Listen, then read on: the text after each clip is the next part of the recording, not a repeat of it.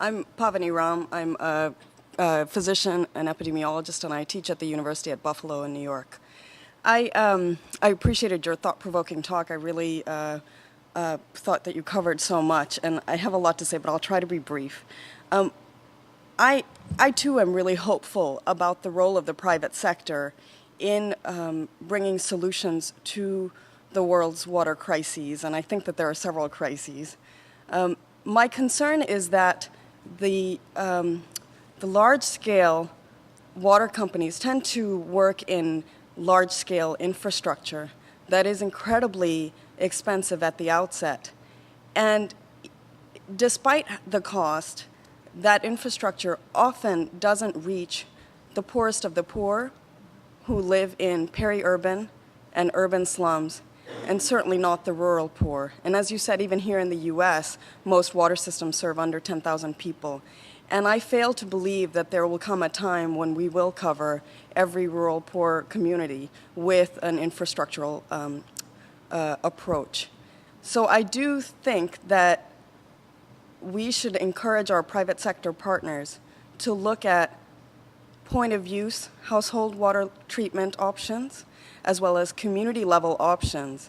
And in my experience, there's been very little interest from the private sector, primarily relegated to their corporate social responsibility arms, without the ingenuity that typically goes into their product development for the large-scale marketing. And I think that they could have a real impact in this arena. Similar to what the private sector has done, for example, with promotion and marketing of soap for hand washing. So that's just a comment that I wanted to make, and I wondered if you could reflect back on that. I don't think there's any question, but certainly in this country, we're not going to see every rural community served by a public water system. It's not going to happen. If you look at the costs that we just talked about, they're so enormous in maintaining the system that we have today. Extending it to that degree is going to become very problematic. But at the source, water purification and water treatment is becoming much more viable, and there is a lot more research going into it. Interestingly enough, and as you point out, the big water companies are looking at the larger systems. That's where you get they get to make the most impact, and you get the economies of scale, and they make money. No two ways about it. But also, you have a lot of the NGOs now starting to get very involved in this, and you have some very creative work being done that you see.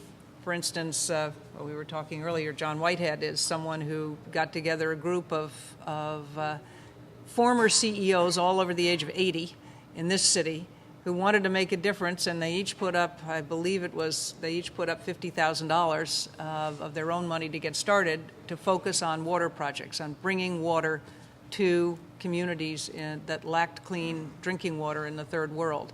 There's a lot of that. I mean, in the developing countries, there's a lot of that occurring now today. But we need government incentive policies that will encourage more research and development. There has to be, on the regulatory side, a framework that will allow for recovering of costs if you ask the big water utilities to provide point source water treatment. And there are some exciting models out there. There's some things happening that could make a difference and could be transported to developing world countries that have less of the economic ability to invest in these kinds of structures. Yes. Please introduce yourself. Very much. I'm Marcia Brewster. I used to be the senior officer for water in the Sustainable Development Division here at the UN. I wanted to talk about progressive block rates, tariff structures, because in developing countries, in a lot of places, they'll have a very, very low rate for basic minimum needs. So for the first 10 cubic meters per month used by a family, let's say. And then the rates increase significantly the more you use. So the more you use, the more it costs per unit. Now, I live in Westchester County, and I have United Water serving me. and the more I use, the less I pay per unit. And I think that's probably true in many parts of the U.S., especially on the East Coast. So I was wondering, in your policy institute, are you trying to encourage more conservation pricing rather than the old, the more you use, the less you pay? Yes, most definitely. Conservation, it's interesting with both water and with energy now.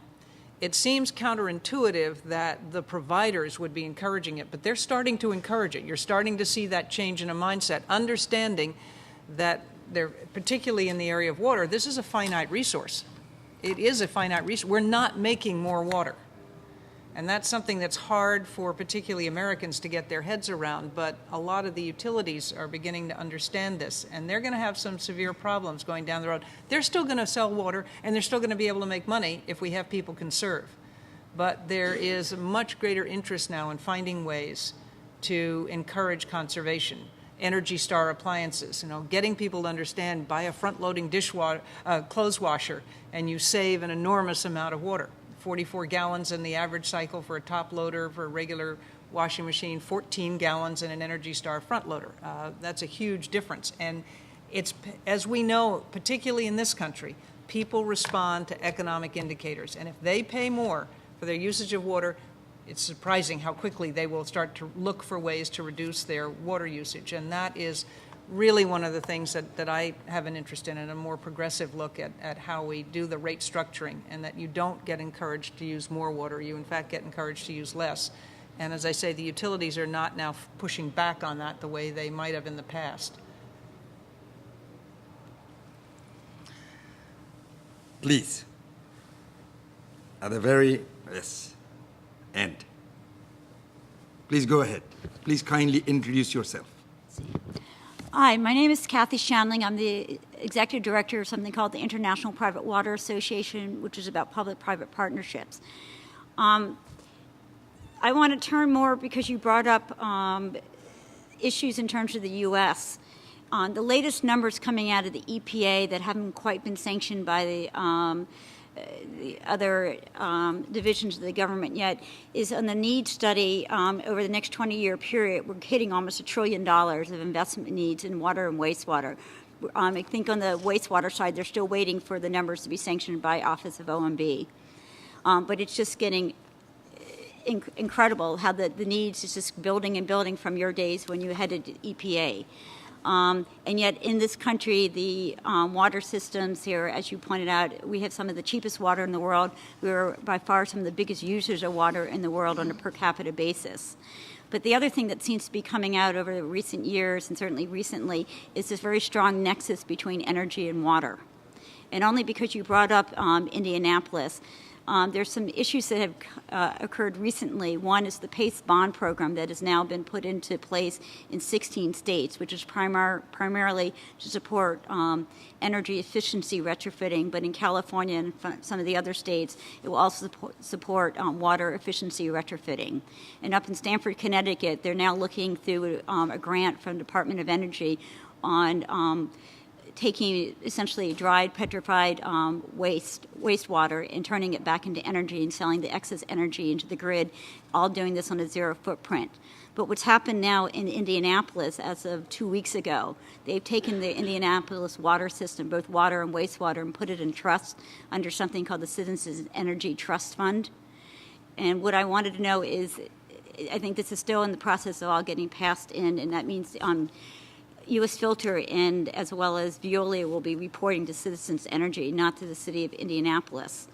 Do you see something like that happening more and more in this country, where because of the tremendous financial needs going on in this country at the cities, they start pulling their water systems into a trust that then segues perhaps into more public-private partnership? I think Dr. O is the one who should really be talking about this, or this interest in putting together a new institution that talks about energy and water in the same breath, because those are inextricably linked. There's no question about it, and I do think we're going to be seeing more recognition of that. Certainly, and I will confess to having a vested interest in this, in that I do co-chair with Dr. Patrick Moore, who is one of the co-founders of Greenpeace, something called CASE Energy, Clean Safe Energy Coalition, which talks about nuclear energy. And one of the big concerns on nuclear is water usage. They're two different types of reactors. They use different amounts of water. Most of it is returned to the lakes and the streams and the holding ponds, so you don't lose that much. But there's a significant issue here.